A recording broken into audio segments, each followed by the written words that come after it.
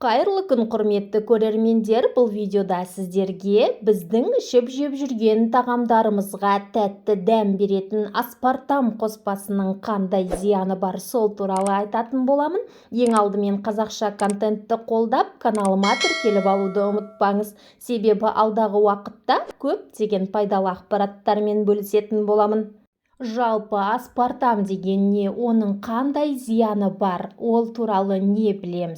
Сусындарға және тәтті шоколадтарға тәтті дәм беретін аспартам қоспасының адам денсаулығына елеулі зияны бар екендігін көпшілігіміз біле бермейміз. Енді аспартам деген не, осыған тоқталайық. Ол лимонадтардың Кока-кола, Пепси, Фанта сияқты салқын суларға қосылатын тәтті қоспа. Сонымен қатар біздің күнделікті дүкеннен алып жүрген әрбір шоколадымыздың құрамында көп мөлшерде аспартам бар. Аспартамның сыртқы түрі мен дәмі кәдімгі қантқа ұқсайды, бірақ қанттан 200 еседей тәтті. Шетелдік жекеменшік бір фармацевтикалық компания жасап шығарған бұл қоспа кезінде қанттың орнын алмастыратын, калориясы төмен, табиғилығы 1 стакан сүтке жарнамаланған. Жалпы аспартам қолданысқа енгеннен бастап адамдар салқын сусындарды бұрынғыға қарағанда 6 есе көп ішетін болды. Себебі аспартам шөлді баспайды, қайта оны күшейте түседі, әрі тәттілігімен басқа сусындарға мойын бұрғызбайды. Өндіруші компания аспартамды қанша мақтап-мадақтап, дақпыртын аспандатқанмен бәрібір оның құрамы мен пайдасы жарнамасында айтылғандай емес. Біздің сүйсініп жейтін тәтті шоколадтарымыз бен сүйсініп ішетін тәтті сусындарымыздың құрамындағы осындай химиялық қант алмастырғыш заттарды атын жасырып, оның қаптамасында Е950, Е951, Е952 деген сандармен жасырып қояды. Солардың ішінде ең көп тарағаны аспартам деген қант алмастырғыш.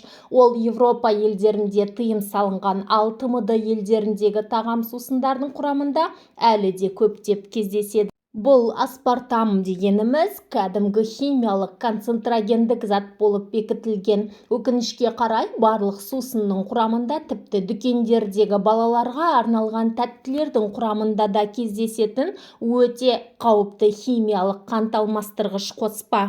Дүниежүзі мамандарының зерттеуінше, аспартамның адам ағзасына өте зиянды химиялық улы зат екендігі дәлелденген. Сол үшін де Европа елдерінде аспартамға тыйым салынған.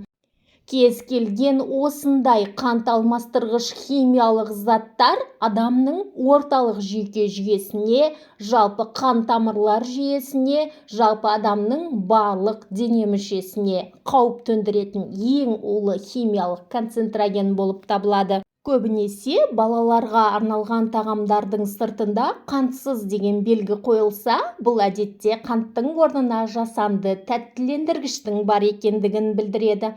Қантсыз өнімдердің бәрінде аспартам жоқ, бірақ ол әлі күнге дейін ең танымал тәттілендіргіштердің бірі.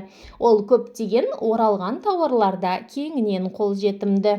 Құрамында аспартамы бар өнімдердің кейбір мысалдарына мыналарды жатқызуға болады.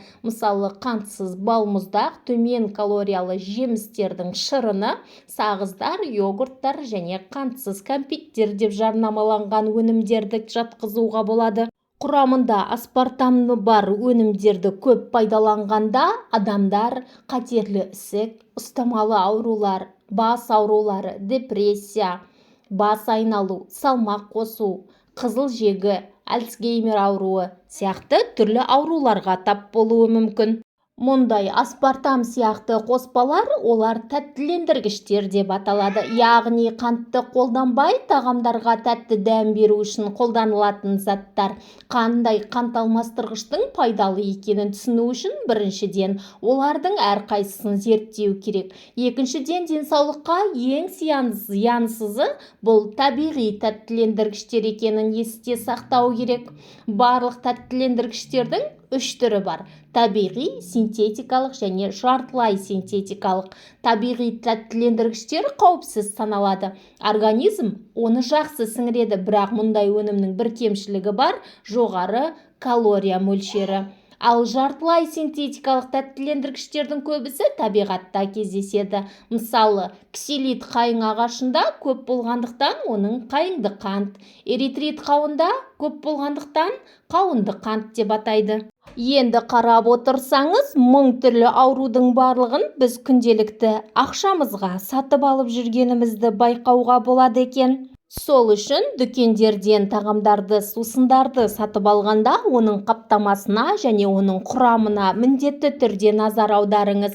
Егер қаптамада Е950, Е951 деген сандарды көрсеңіз, мұндай өнімдерді мүлдем алмағаныңыз дұрыс.